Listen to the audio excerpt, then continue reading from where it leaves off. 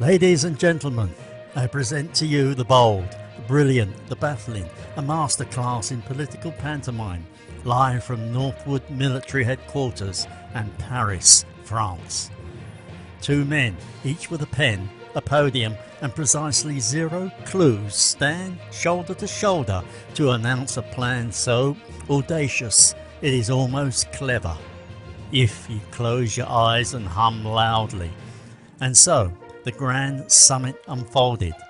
Keir, Starmer and Emmanuel Macron, two visionaries of verbosity, emerged from behind velvet curtains to unveil a ground-breaking solution to the Channel crossings.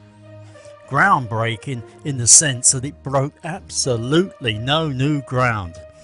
Starmer was introducing the one in, one out plan for every migrant bundled back to France, assuming the paperwork is correct, the appeals fail and the winds are not too blustery.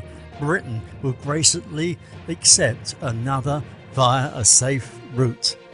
This kind of bureaucratic ballet that would have made Kafka weep, as it is so bogged down in red tape, convoluted procedures and seemingly arbitrary rules. Even the master of depicting such absurdities, Frank Kafka himself, would be utterly disheartened and frustrated by its sheer soul-crushing inefficiency and illogic.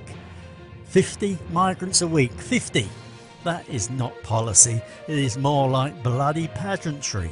You could not staff a Greggs or fill a bus with those numbers, let alone manage an international crisis. Starmer calls it hard-headed, aggressive action. Macron calls it collaborative. The smugglers call it irrelevant. Let us not forget the rest of us who call it a waste of time and breath. No detention in France, no patrol coordination, and not a single Eurocrat has signed off on the thing, and I am fairly confident they will not. It is as though the summit ended with a group handshake and a collective shrug. Brexit naturally takes its cameo, the invisible villain blamed for everything from migrant surges to Macron's questionable tie choices. A tragedy of errors, where the script reads like a satire and the audience is not even pretending to believe it. Therefore, the Channel remains a thoroughfare of confusion. Migrants keep coming, leaders keep talking, as Britain trades one dinghy for another, like fishmongers swapping haddock at the end of the market day, only less honest. Of course, those sent back will not be detained. That would be impolite. Instead, they are gifted a fresh start, a lorry, the tunnel, maybe even a second dinghy trip. The border fools must not feel lonely after all. What's more, in the wings, Nigel Farage watches on, armed with binoculars and indignation. A national emergency, he cries.